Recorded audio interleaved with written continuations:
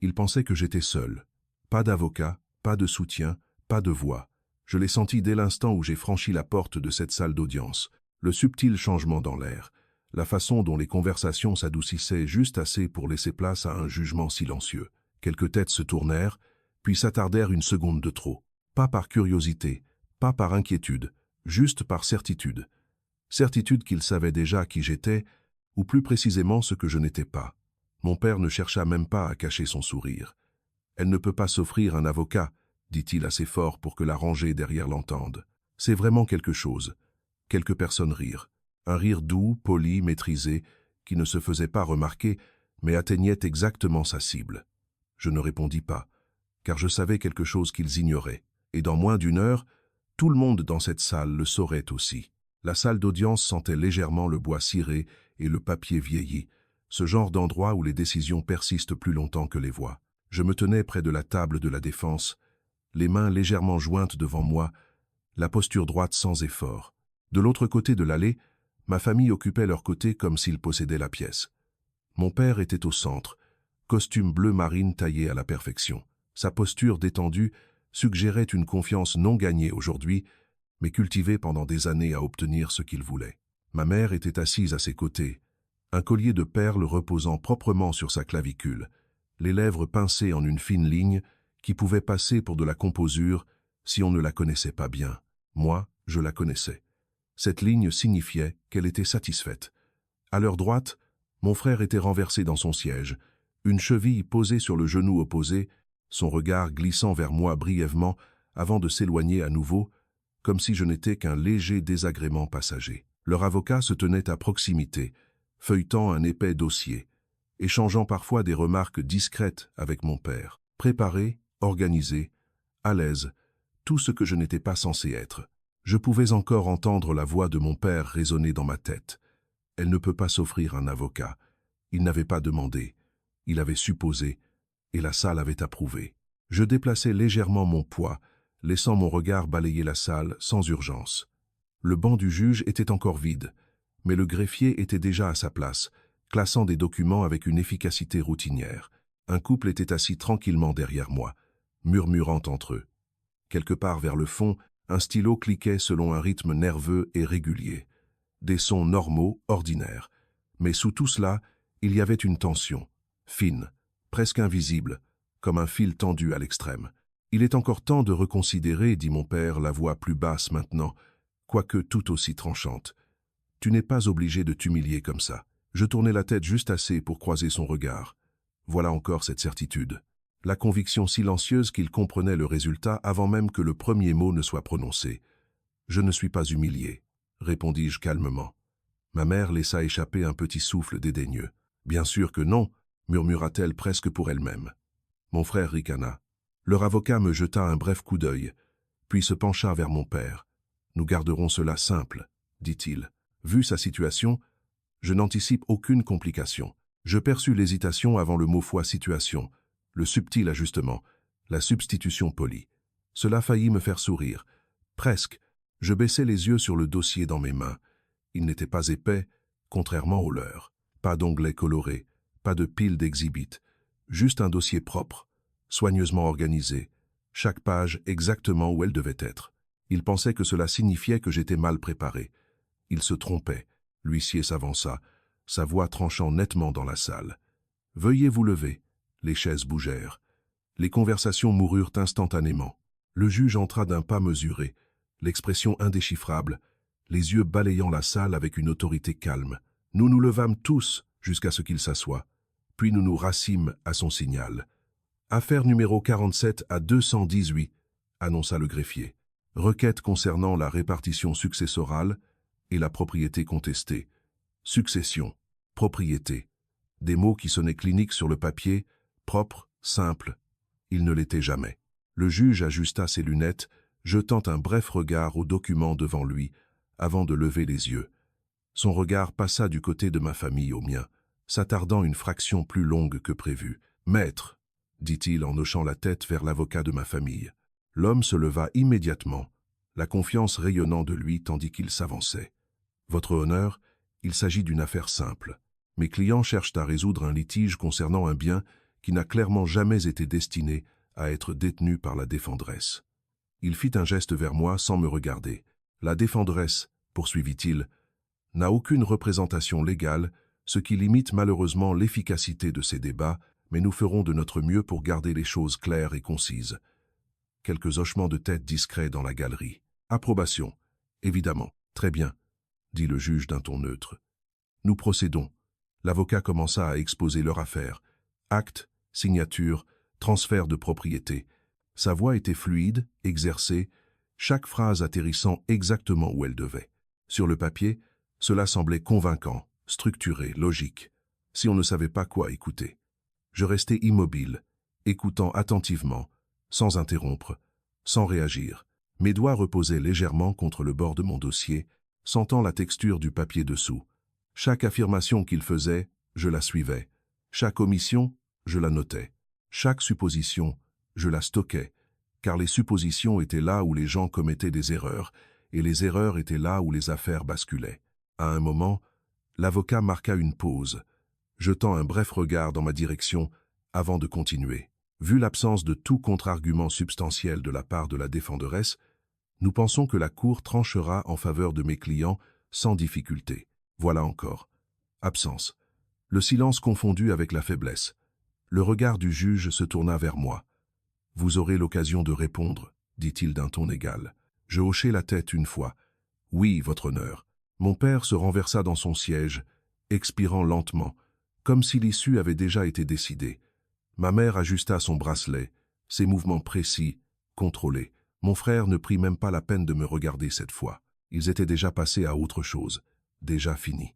Je laissai mon regard dériver brièvement vers le juge, puis vers les documents dans mes mains. La salle semblait plus petite maintenant, l'air plus lourd, pas suffocant, juste concentré, comme si tout convergeait vers un point unique, vers moi.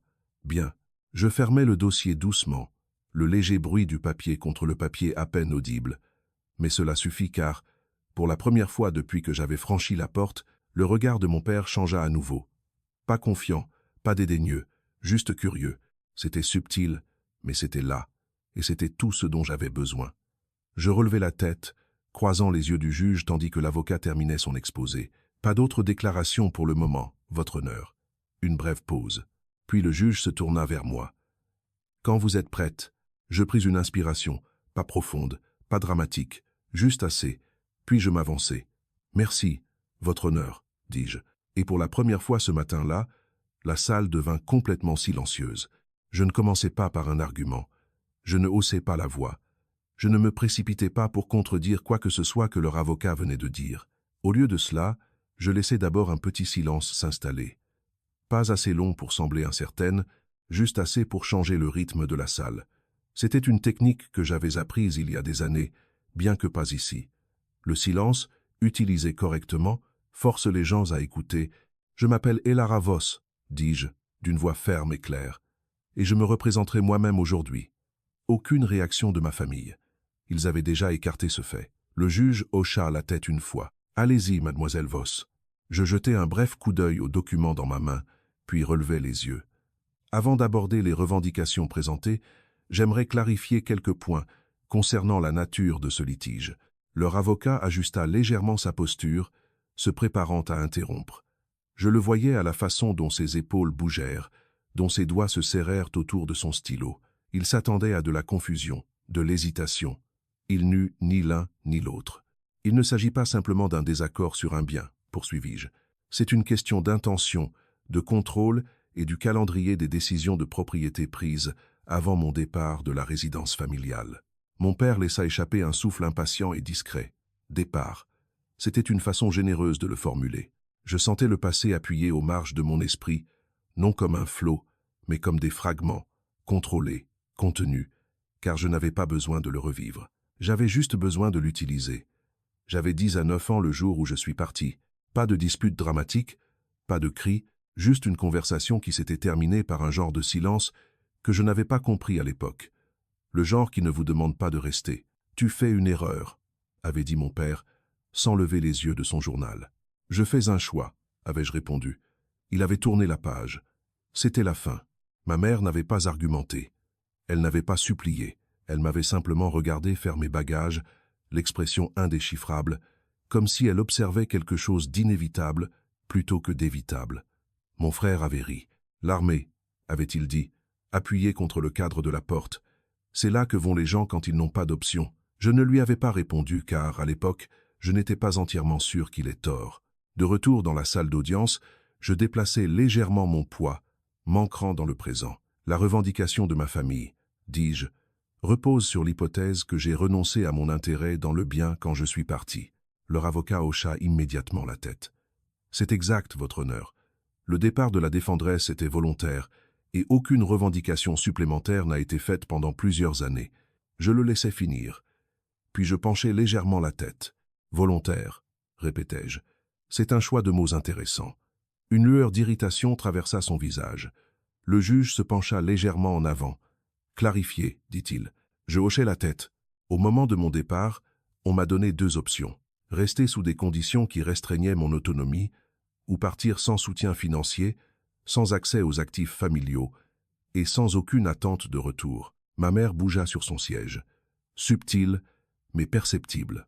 Cela ne constitue pas de la coercition au sens légal, intervint rapidement l'avocat.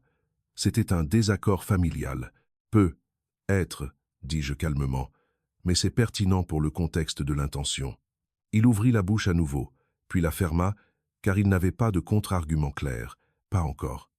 Je sentais la salle s'ajuster. Ce n'était pas évident. Personne ne parla. Personne ne bougea de manière significative, mais l'énergie avait changé juste assez pour être perceptible. La certitude silencieuse qui avait rempli l'espace plus tôt n'était plus aussi solide. Le doute avait cette façon de faire cela. Je continuai, la voix égale. Après mon départ, je n'ai reçu aucune communication de ma famille concernant le bien en question pendant une période de 7 ans. Le stylo du juge s'arrêta. 7 ans n'était pas un détail mineur. Pendant ce temps, ajoutai-je, on ne m'a pas demandé de signer aucun document renonçant à la propriété. Je n'ai pas été informé d'aucun transfert. Je n'ai pas été contacté concernant aucun changement légal. C'est parce que, dit soudain mon père, incapable de se retenir plus longtemps, tu avais clairement indiqué que tu ne voulais plus rien avoir à faire avec nous. Sa voix porta dans la salle, plus tranchante qu'il ne l'avait voulu. Le juge lui jeta un bref regard. « Monsieur, vous aurez votre occasion. » Mon père se renversa à nouveau, la mâchoire serrée. Je ne le regardais pas, je n'en avais pas besoin. 7 ans.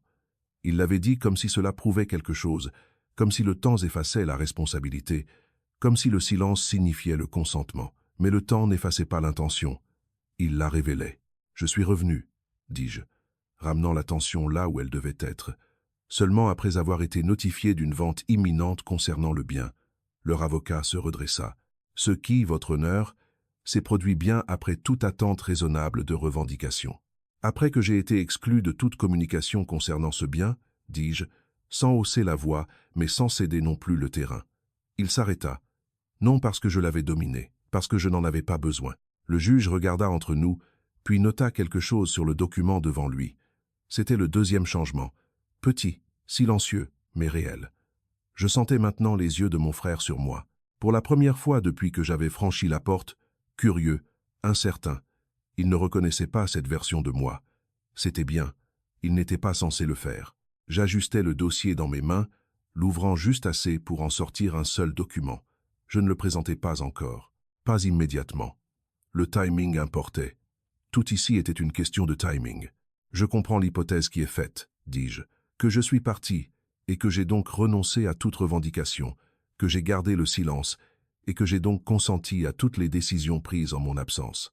Je laissai cela s'installer, puis ajoutai « Mais les hypothèses ne sont pas des preuves. » Les mots atterrirent proprement. Pas d'emphase nécessaire, pas de drame, juste un fait. Leur avocat inspira lentement, recalibrant. Je le voyais réfléchir, ajuster sa stratégie, chercher un moyen de reprendre le contrôle du récit. Il allait essayer de pousser plus fort maintenant, rétrécir l'argument, le réduire à quelque chose de plus simple, de prévisible. « Votre honneur, » dit-il en s'avançant à nouveau, « même si nous acceptons l'interprétation de la défendresse, l'absence d'action sur une période aussi longue ne constitue pas un abandon légal sans documentation formelle. » Je terminai. Il s'arrêta au milieu de sa phrase. Juste une seconde, Mais cela suffit car maintenant, l'interruption n'était pas émotionnelle. Elle était précise. Le juge leva les yeux. Vraiment cette fois, pas sur mes documents, sur moi. Et dans ce bref moment, je le vis. Pas de la reconnaissance, pas encore, mais de l'intérêt. Concentré, mesuré. Je baissais légèrement le regard, comme si je n'étais pas consciente du changement, bien que chaque partie de moi l'enregistre. Car c'était là que les choses commençaient à changer. Pas en un moment dramatique, mais en petites fractures, des fissures capillaires dans la certitude. Mon intention, dis-je, n'est pas de compliquer ces débats, une pause presque ironique, seulement de m'assurer qu'ils sont exacts. Le juge se renversa légèrement dans son siège, les doigts joints. « Poursuivez », dit-il. Et pour la première fois depuis le début de l'audience, cela ne semblait plus que j'étais celle sur la défensive. Le changement ne s'annonça pas. Personne dans cette salle ne se redressa soudainement, ou ne retint son souffle, ou n'échangea de regards dramatiques. C'était plus silencieux que cela, plus précis, comme un poids redistribué dans la salle. Subtil mais indéniable, une fois ressenti. Leur avocat le sentit. Je le vis à la façon dont il ajusta sa posture. Il ne s'appuyait plus confortablement sur son argument, mais se tenait plus droit maintenant, plus délibéré. Sa confiance n'avait pas disparu, mais elle s'était rétrécie, concentrée. Bien. Cela signifiait qu'il réfléchissait. Cela signifiait qu'il n'était plus certain. « Votre honneur, » dit-il, se reprenant rapidement. Même si la défendresse souhaite argumenter une rétention technique de la propriété, la réalité pratique reste inchangée. Elle n'a eu aucune implication avec le bien pendant des années, aucun entretien, aucune contribution, aucune communication. Il laissa cette liste planer, comme si chaque mot ajoutait du poids. Fonctionnellement, conclut-il, sa revendication est déconnectée. Déconnectée. Encore un mot soigneusement choisi. Je le laissai s'asseoir un moment, puis hochai légèrement la tête. Je suis d'accord. La réponse le prit au dépourvu. C'était petit, juste un éclair dans ses yeux, mais c'était là. Vous êtes d'accord, répéta-t-il. Oui, dis-je calmement. J'ai été déconnecté du bien, des décisions prises à son sujet, de la communication qui l'entourait. Je fis un pas en avant, juste assez pour réduire la distance entre où je me tenais et le centre de la salle.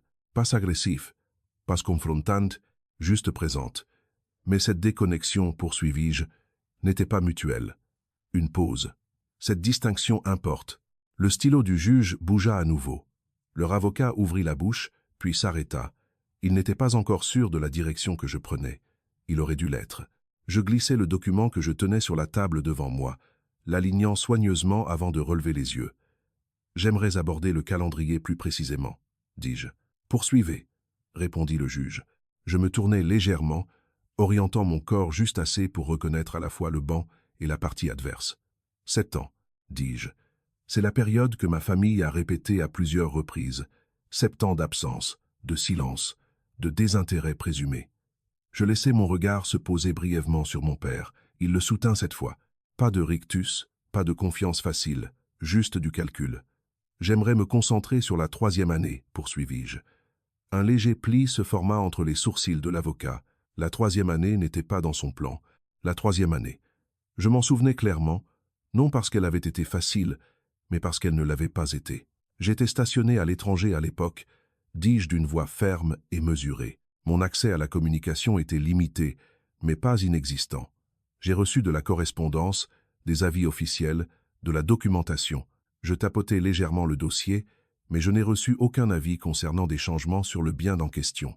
C'est parce qu'aucun changement formel n'est survenu à ce moment-là, intervint rapidement l'avocat. Je hochai la tête. Correct. Il cligna à nouveau des yeux, accord là où il attendait de la résistance. Cela le déstabilisa. Cependant, continuai-je, c'est l'année où des discussions préliminaires ont commencé. La salle devint immobile.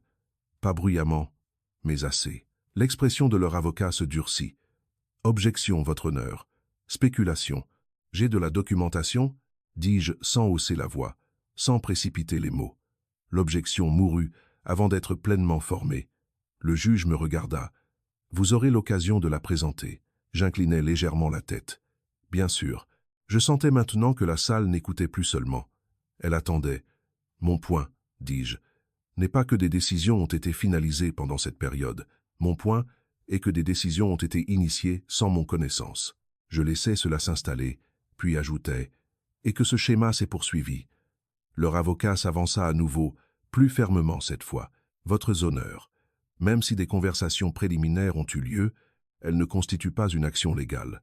Mes clients n'avaient aucune obligation de consulter la défendresse concernant des discussions hypothétiques. »« D'accord, dis-je. » Il s'arrêta à nouveau, car je ne le combattais pas au niveau superficiel. Je le laissais construire son argument tout en enlevant les fondations en dessous. Mais les discussions hypothétiques, poursuivis-je, mènent souvent à des actions concrètes.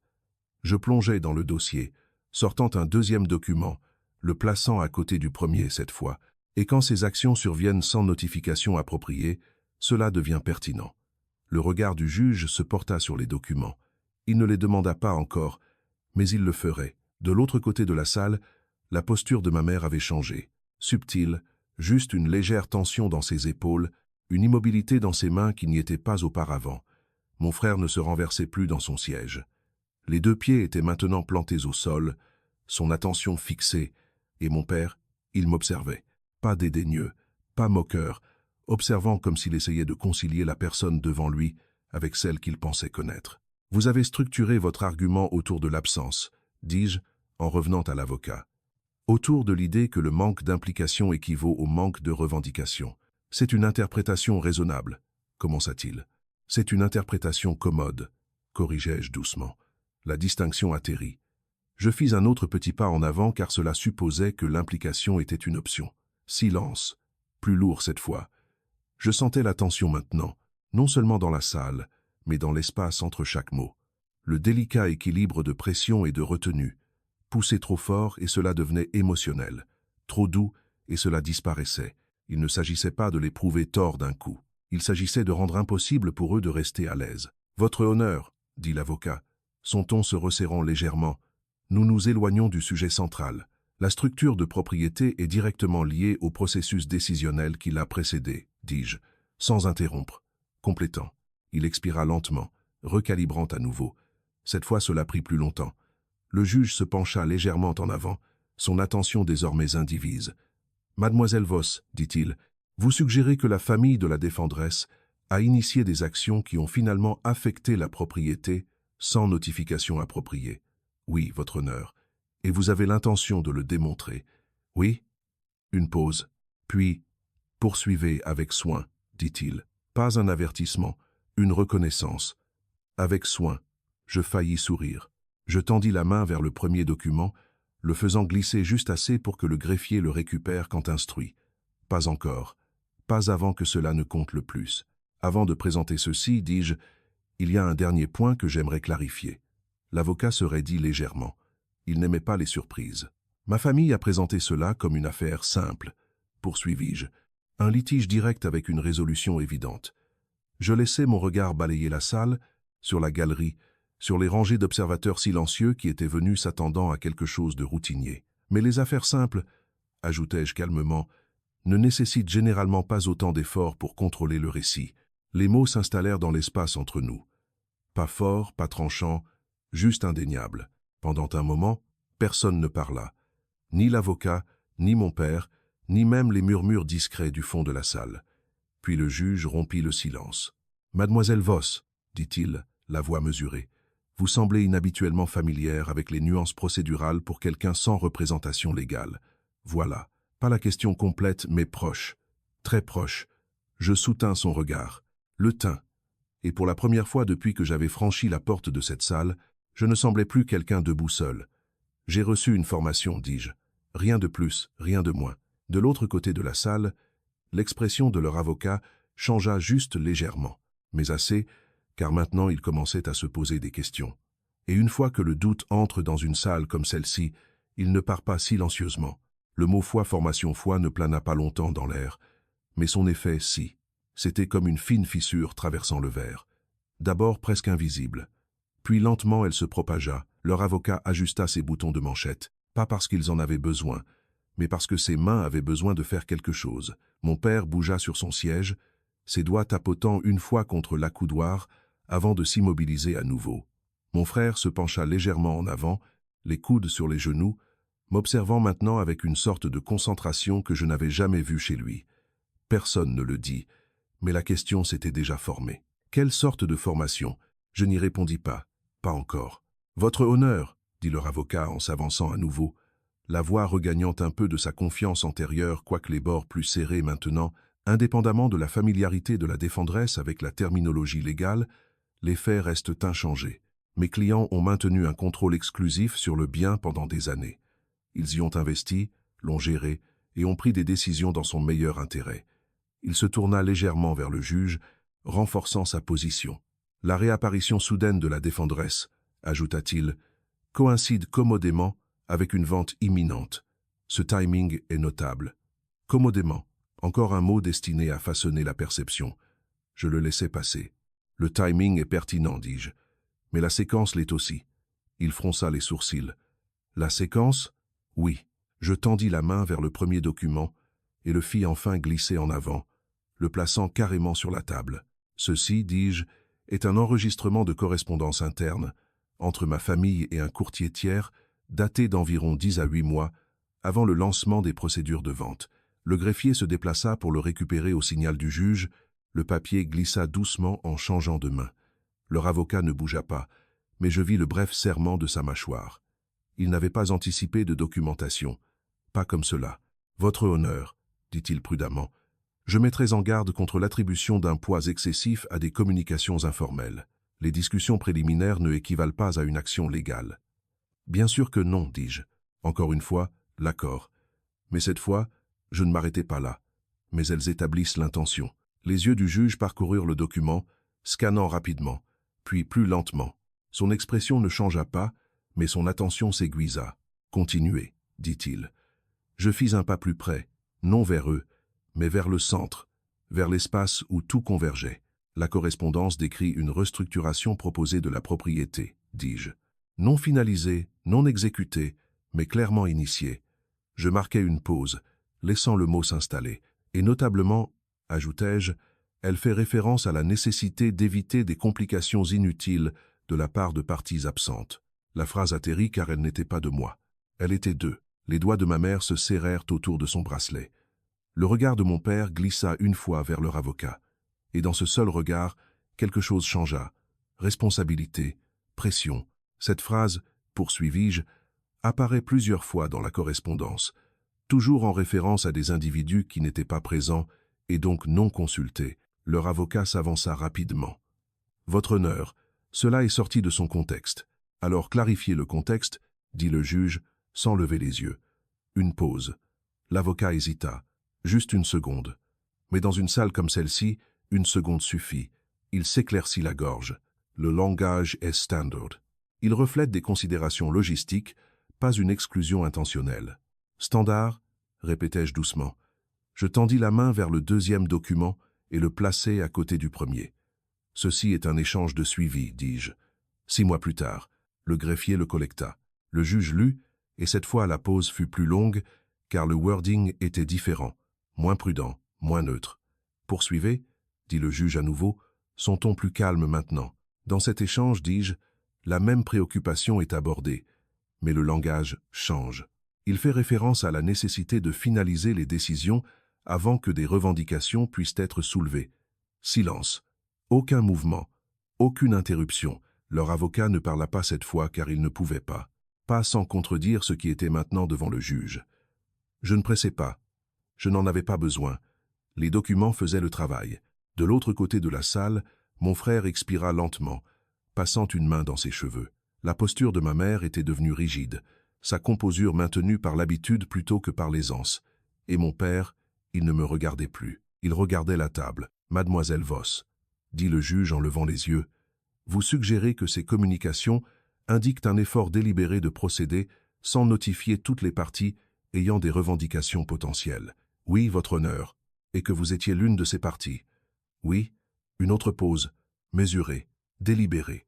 Leur avocat s'avança à nouveau, mais cette fois sans confiance fluide, sans rythme exercé. Votre honneur, même si nous acceptons cette interprétation, cela ne nie pas le fait qu'aucune revendication formelle n'a été faite pendant cette période. La défendresse, mademoiselle Voss, est restée silencieuse. Il se tourna légèrement vers moi, saisissant ce qu'il pensait être encore un terrain solide. Le silence, dit-il, a des conséquences. Je soutins son regard. Oui, Akesaiche. Puis je penchai légèrement la tête, mais seulement quand c'est un choix. Les mots n'avaient pas besoin d'emphase.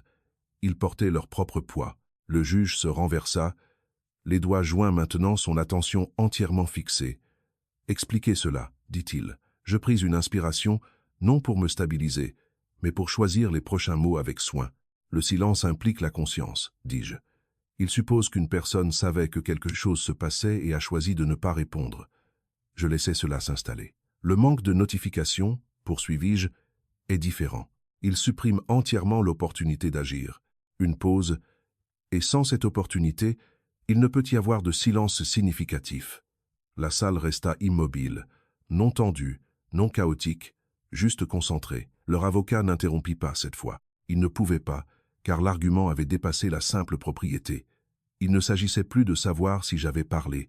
Il s'agissait de savoir si on m'avait donné la chance de le faire. Et c'était une position bien plus difficile à défendre. Le juge jeta un coup d'œil au document à nouveau, puis releva les yeux vers moi. « Vous avez structuré cet argument de manière très précise, dit-il. Pas une question, une constatation. Oui, votre honneur. » Il m'étudia un moment plus long qu'auparavant. Puis son regard se déplaça lentement vers la partie adverse, vers leur avocat. « Maître, dit-il, étiez-vous au courant de ces communications avant aujourd'hui ?» La question atterrit comme une pierre jetée dans une eau calme. Pas d'éclaboussure, juste des ondulations. L'avocat hésita. Non parce qu'il ne comprenait pas la question, mais parce qu'il n'aimait pas la réponse. « Je n'ai pas été fourni de ces documents spécifiques, » dit-il prudemment. Une autre ondulation. L'expression du juge ne changea pas, mais quelque chose derrière ses yeux, si. Un recalibrage silencieux. Puis il posa la question qui fit tout basculer un peu plus hors d'équilibre. « Auriez-vous dû l'être » Vrai silence cette fois. Mon père finit par lever les yeux, et pour la première fois depuis que j'avais franchi la porte, il ne semblait plus certain. Il semblait incertain. Et quand la certitude se fissure, elle ne revient pas comme avant. Le silence après la question du juge ne se brisa pas d'un coup. Il se défit lentement, délibérément, comme quelque chose qui avait été tenu trop serré trop longtemps et qui commençait enfin à se détendre. « Auriez-vous dû l'être » répéta le juge, la voix calme, mais plus tranchante maintenant, concentrée. Leur avocat ouvrit la bouche, puis la referma à nouveau. Son regard glissa vers mon père, cherchant non pas un conseil, mais un alignement, quelque chose sur quoi s'appuyer. Mon père ne bougea pas, ne parla pas, et dans cette immobilité, la réponse devint évidente. L'avocat s'éclaircit la gorge. « Votre honneur, je ne peux travailler qu'avec les éléments qui m'ont été fournis. S'il y avait des communications internes supplémentaires, qui concernent directement la structure de propriété débattue devant cette cour, termina calmement le juge. Une autre pause. Puis, oui, ajouta-t-il presque comme une pensée après coup, vous auriez probablement dû l'être. Les mots n'étaient pas forts, mais ils portaient du poids. Pas d'accusation. Pas encore, mais une direction. Je ne parlais pas. Je n'en avais pas besoin. La salle avait déjà changé à nouveau, subtilement mais indéniablement. La structure nette que ma famille avait construite, le récit soigneusement contrôlé, avait commencé à perdre sa forme. Les bords s'adoucissaient, la certitude s'amincissait, et à sa place, des questions. Le juge se tourna à nouveau vers moi. « Mademoiselle Voss, dit-il, le ton mesuré, vous avez démontré une compréhension claire des nuances procédurales, du timing des preuves et de la structuration des arguments. » Il marqua une pause. « Vous avez aussi mentionné avoir reçu une formation. Voilà, non implicite, directe. » Je soutins son regard, pas défiante, pas hésitante, juste ferme. « Oui, votre honneur. » Il se renversa légèrement, m'étudiant. Non seulement ce que j'avais dit, mais comment je l'avais dit. Le rythme, la retenue, la précision. Ce n'était pas le genre de familiarité que l'on acquiert par hasard. Il le savait. « Quelle sorte de formation ?» demanda-t-il. La question ne résonna pas. Elle s'installa exactement où elle devait. De l'autre côté de la salle, je le sentais. Chaque regard se déplaçant, chaque supposition recalculant en temps réel. Mon frère se pencha plus en avant, sa posture tendue maintenant. La composure de ma mère était complètement immobile, comme si tout mouvement pouvait trahir quelque chose. Et mon père, il m'observait à nouveau, mais pas comme avant. Pas avec dédain, pas même avec curiosité, avec quelque chose d'autre, quelque chose plus proche de la reconnaissance. Je ne répondis pas immédiatement, non parce que je ne savais pas quoi dire, mais parce que le timing importait encore. J'ai reçu une formation légale formelle au sein de l'armée française, dis-je. Pas d'ornement, pas d'emphase, juste un fait. Les mots atterrirent, et pendant un moment rien ne se passa, pas de hoquet, pas de réaction visible, juste le traitement. Puis l'expression du juge changea, pas dramatiquement, mais assez. « L'armée », répéta-t-il. « Oui, votre honneur. » Il hocha la tête une fois lentement, comme s'il plaçait une pièce finale. « Cela explique la structure, » dit-il calmement. « Pas à moi, à lui-même. » Leur avocat expira par le nez, un souffle court et contrôlé. Il ajusta sa posture à nouveau, mais cette fois sans illusion d'aisance. La confiance avec laquelle il était entré était encore là, mais elle s'était rétrécie, serrée en quelque chose de défensif. Car maintenant il savait qu'il avait mal jugé le terrain. « Votre honneur », commença-t-il en essayant de regagner du terrain, « bien que le passé de la défendresse soit notable, il ne modifie pas la position légale de l'affaire. Il modifie la façon dont j'évalue ses arguments, » dit le juge, coupant non sèchement mais définitivement une ligne tracée. Claire, l'avocat s'arrêta, car il n'y avait rien contre quoi pousser. Le juge tourna son attention entièrement vers moi. « Mademoiselle Voss, dit-il, servez-vous actuellement ? » « Oui, votre honneur. » Une brève pause. « Grade. Commandant. » Cette fois, la réaction ne fut pas silencieuse. Ce n'était pas fort, mais cela bougea. Un changement de posture, une inspiration discrète quelque part derrière moi. Le subtil son de quelqu'un s'ajustant dans son siège. Car maintenant la salle comprenait, pas complètement, mais assez. Les yeux de mon frère s'élargirent légèrement. L'expression disparut avant d'être pleinement formée. La main de ma mère se serra contre son bracelet, les perles pressant dans sa peau. Et mon père, il ne détourna pas le regard, mais quelque chose dans son visage changea. Quelque chose de petit, quelque chose d'irréversible. Le juge hocha la tête à nouveau, plus lentement cette fois. « J.A. » demanda-t-il. « Oui, votre honneur. » La confirmation s'installa dans la salle comme la gravité, inévitable. Pendant un moment, personne ne parla, ni l'avocat, ni ma famille, ni même les observateurs discrets du fond. Puis le juge fit quelque chose qui changea tout. Il se tourna, non vers moi, mais vers le conseil adverse. « Maître, dit-il, le ton calme, presque conversationnel. Saviez-vous que la personne que vous avez caractérisée comme non représentée est un officier commissionné dans l'armée française, formé en pratique légale ?» La bouche de l'avocat s'ouvrit, se ferma, s'ouvrit à nouveau. « Non, votre honneur, dit-il finalement. » Le juge pencha légèrement la tête, et puis il posa la question qui coupa à travers toute la salle. « N'avez-vous vraiment pas su qui elle était ?» Les mots ne résonnèrent pas. Il n'en avait pas besoin car l'impact fut immédiat. L'avocat se figea, pas visiblement, pas d'une façon qui attirait l'attention, mais de la plus petite, la plus révélatrice des manières. Il s'arrêta complètement de bouger. Pas de déplacement de poids, pas d'ajustement de papier. Rien. Mon père devint pâle, pas progressivement. D'un coup, comme si quelque chose avait été retiré sous lui sans avertissement. La composure de ma mère se fissura, non dans un geste dramatique, mais dans la façon dont ses lèvres s'entr'ouvrirent légèrement, son souffle s'arrêtant juste assez pour trahir le contrôle qu'elle avait tenu. Mon frère regarda entre eux, puis vers moi comme s'il essayait de réécrire tout ce qu'il pensait savoir en temps réel. Et moi, je restais exactement où j'avais été depuis le début, immobile, non élevé, non ébranlé. Car ceci n'était pas une révélation destinée à humilier. Ce n'était pas une vengeance comme il l'attendait. Forte, tranchante, publique, c'était autre chose. C'était une correction. Le juge laissa le silence s'étirer juste assez longtemps pour qu'il s'installe. Puis il se tourna vers moi. « Poursuivez, commandant Voss. Pas mademoiselle Voss, pas la défendresse. Commandant. » Et juste comme cela, la salle ne me regarda plus de la même façon. « Poursuivez. Commandant Voss. » Le titre ne résonna pas, mais il changea tout. Ce n'était pas seulement de la reconnaissance, c'était un calibrage. La salle s'ajusta autour de ce seul mot foi, commandant foi comme une lentille qui se met au point. Ce qui avait été interprété comme de la retenue se lisait maintenant comme de la discipline. Ce qui avait été écarté comme du silence portait maintenant du poids. Je ne réagis pas. Je ne hochai pas la tête. Ne marquai pas de pause plus longue que nécessaire. Je continuais simplement car tout le reste aurait transformé le moment en quelque chose de personnel, et ceci n'était plus personnel. « Merci, votre honneur, » dis-je. Je tendis la main vers les documents déjà devant le greffier. J'aimerais faire entrer les 2 exhibits au dossier. Admiss, répondit le juge. Le papier bougea, un tampon discret, une action formelle, mais elle portait des conséquences, car maintenant ces documents n'étaient plus seulement des déclarations. Ils étaient des preuves. Leur avocat inspira lentement, redressant les épaules. Il n'avait pas fini. Pas encore. Mais la façon dont il bougeait avait changé. Il n'y avait plus de prétention de contrôler le rythme. Maintenant il réagissait, essayant de suivre. « Votre honneur, dit-il, même si nous acceptons ces communications comme pertinentes, elles n'établissent pas que la défendresse, le commandant Voss, avait droit à une notification à ce stade. Le bien était sous le contrôle opérationnel de mes clients et toutes les décisions prises étaient dans leurs droits en tant que partie gestionnaire.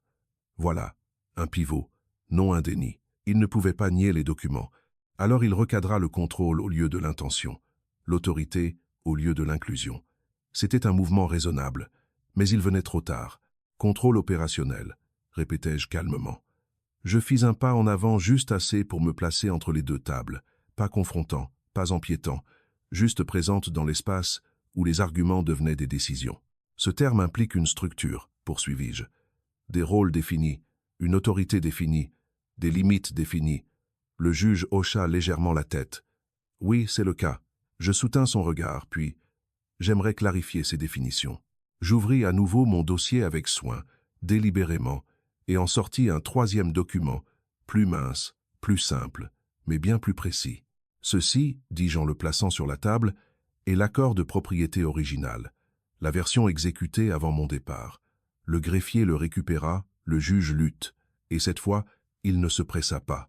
De l'autre côté de la salle, je l'entendis, le subtil déplacement de tissu alors que mon père se redressait. La main de ma mère passa sur ses genoux, les doigts s'entrelaquant fermement maintenant. Mon frère se renversa à nouveau, mais pas dans le confort, dans la distance, comme s'il essayait de se séparer de ce qui se déroulait.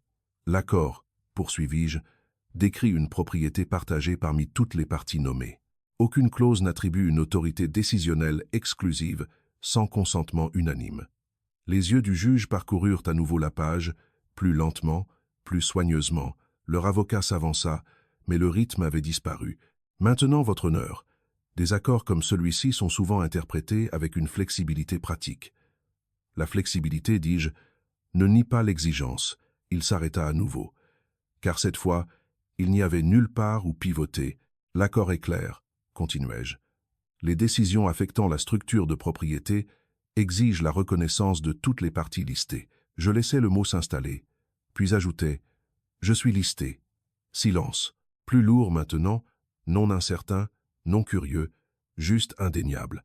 Le juge ferma le document, posant ses mains dessus un moment avant de lever les yeux. « Maître », dit-il en se tournant vers l'avocat adverse, « ces termes ont-ils été considérés dans votre argument ?» L'avocat hésita. « Pas longtemps, mais assez. Nous avons interprété la clause de gestion comme accordant une autorité suffisante pour des décisions intérimaires. »« Des décisions intérimaires », répéta le juge, le ton égal, pas structurel. Une pause. « Seriez-vous d'accord » L'avocat ne répondit pas immédiatement car il ne restait plus de réponse propre. « Oui, votre honneur », dit-il finalement. Et juste comme cela, les fondations cédèrent. Mon père se pencha soudain en avant. « Cela est mal représenté, monsieur », dit le juge, sans hausser la voix. « Vous n'interromprez pas les débats. » Les mots étaient calmes, mais définitifs. Mon père se rassit lentement, mais la composure avait disparu maintenant. Pas entièrement, mais assez. Je ne le regardais pas. Je gardais mon attention où elle devait être. La séquence des événements, dis-je, démontre un schéma cohérent. Initier des discussions, procéder sans notification et finaliser des décisions avant que la reconnaissance puisse être demandée. Je marquai une pause. Pas pour les faits, pour la clarté. Ce n'est pas une négligence, ajoutai-je. C'est une exclusion. Le mot s'installa. Fermé, inévitable.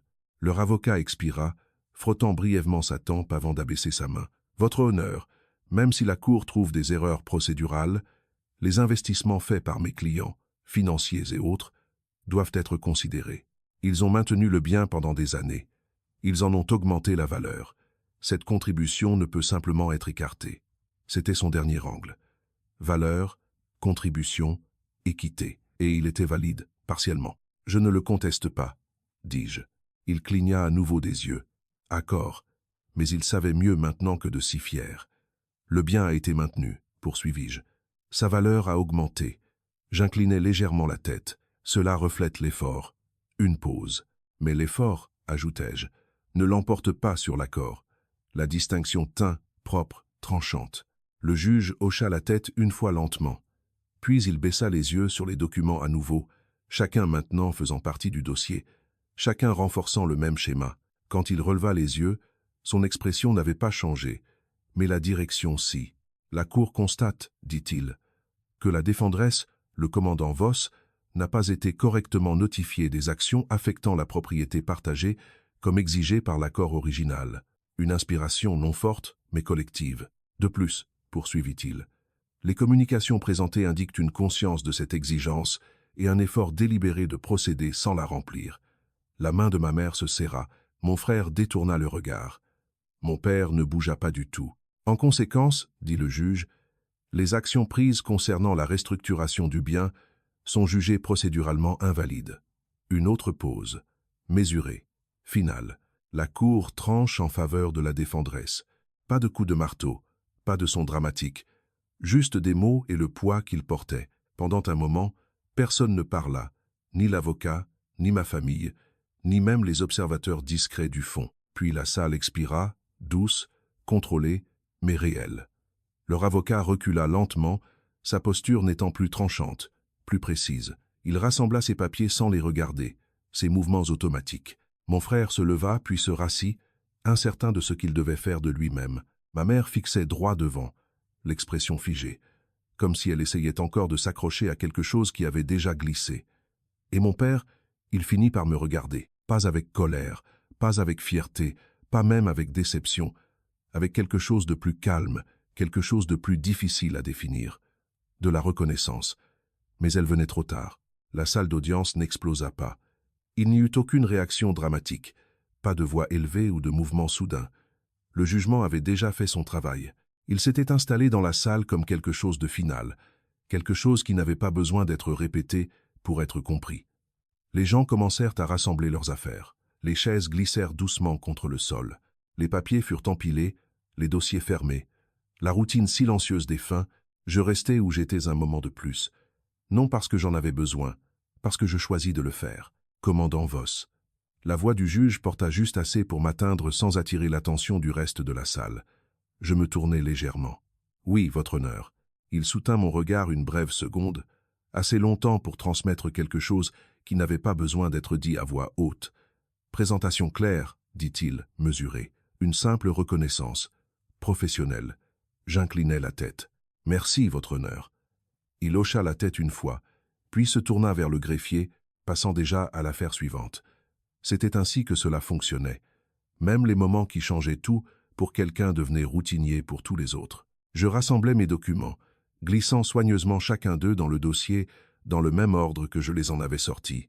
Pas de précipitation, pas d'hésitation, du contrôle, non de la salle, de moi-même. Et Lara. Mon nom m'arrêta juste au moment où j'allais me tourner. Je ne l'avais pas entendu comme cela depuis des années. Pas de lui. Je regardais par-dessus mon épaule. Mon père était debout maintenant. Ma mère aussi.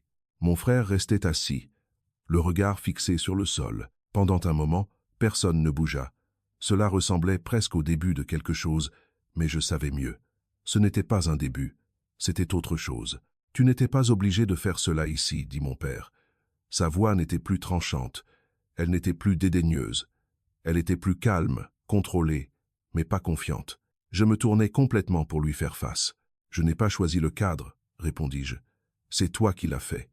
Il expira lentement comme si cette réponse avait été attendue, même s'il n'avait pas voulu l'entendre. Ce n'est pas ce que je voulais dire. Non, dis-je, ça ne l'est généralement pas. Ma mère fit un petit pas en avant. Nous ne savions pas, dit-elle, la voix serrée, prudente, à propos de ta position, de ta carrière. Je soutins son regard. Vous n'avez pas demandé. Les mots n'étaient pas durs. Il n'avait pas besoin de l'être. Elle baissa brièvement les yeux, les doigts se serrant ensemble, avant de se détendre à nouveau. Nous pensions. Je sais ce que vous pensiez, dis-je, et je le savais. Je l'avais su pendant des années. Mon frère finit par lever les yeux. Tu aurais pu nous le dire, dit-il. Il n'y avait pas d'accusation dans sa voix, juste de la confusion. J'aurais pu, dis-je, une pause, mais cela n'aurait rien changé. Le silence s'installa à nouveau entre nous. Pas inconfortable, juste honnête, car c'était la partie que personne ne voulait dire à voix haute. Il ne s'agissait pas d'un malentendu, il ne s'agissait pas d'informations manquantes. Il s'agissait de perspective. Et la perspective ne change pas simplement parce que de nouveaux faits apparaissent. Mon père fit un pas plus près. Pas assez pour combler la distance, mais assez pour l'acknowledger. « Tu as fait ton point, dit-il. » Je l'étudiais un moment. L'homme qui m'avait autrefois regardé comme un désagrément, une erreur, une décision avec laquelle il n'était pas d'accord mais ne se souciait pas assez pour arrêter. Maintenant, il me regardait comme s'il essayait de comprendre quelque chose qui avait toujours été là et qui était simplement passé inaperçu. « Je ne suis pas venu ici pour faire un point, dis-je. » Son front se plissa légèrement. « Je suis venu ici, poursuivis-je, parce que quelque chose qui m'appartenait était pris sans mon connaissance. Je laissais cela s'installer. C'est tout. Ce n'était pas dramatique, ce n'était pas émotionnel, mais c'était vrai. La voix de ma mère vint plus douce cette fois. « Tu aurais pu venir nous voir d'abord. » Je faillis sourire. Non parce que c'était drôle, parce que c'était familier. « Je l'ai fait, dis-je. » Elle leva les yeux, confuse. « Quand je suis parti, clarifiai-je. » Une pause. C'était moi choisissant de ne pas rester dans quelque chose qui ne me voyait pas. Personne ne parla, car il n'y avait rien à argumenter. Le couloir dehors, la salle d'audience était visible par la porte ouverte, lumineux, ouvert, en mouvement. Des gens passaient, inconscients de ce qui venait de se terminer à l'intérieur. Je jetai un regard vers lui, puis vers eux. « Vous n'aviez pas tort, » dis-je finalement.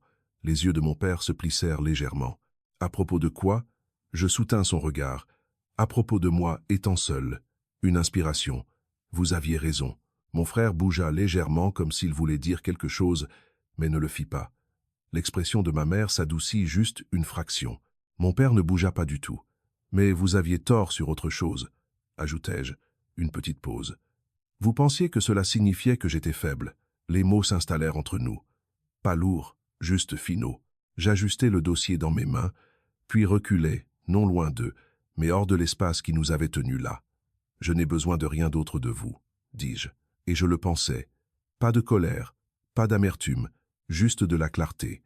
Je me tournai et marchai vers la porte, chaque pas ferme, mesuré, sans hâte. La lumière du couloir s'étendait sur le sol, captant juste assez pour adoucir les contours de tout ce qui était derrière moi. Je ne regardais pas en arrière, car il n'y avait plus rien à vérifier, plus rien à prouver. Dehors, l'air semblait différent, pas plus léger, juste ouvert. Et pour la première fois depuis longtemps, je ne portais plus rien qui ne m'appartenait pas. Si vous avez déjà été sous-estimé, si quelqu'un a déjà décidé qui vous étiez sans jamais vraiment vous voir, alors vous comprenez ce moment. Je veux savoir ce que vous auriez fait à ma place. Seriez-vous resté silencieux? Ou auriez-vous attendu et laissé la vérité parler quand cela importait le plus? Laissez un commentaire ci-dessous et dites-moi d'où vous regardez. Votre voix importe ici, et si des histoires comme celle-ci vous parlent, la force silencieuse, celle qui n'a pas besoin de crier, alors abonnez-vous et restez avec nous. Il y a d'autres histoires à venir, et parfois celles qui commencent dans le silence sont celles dont on se souvient le plus.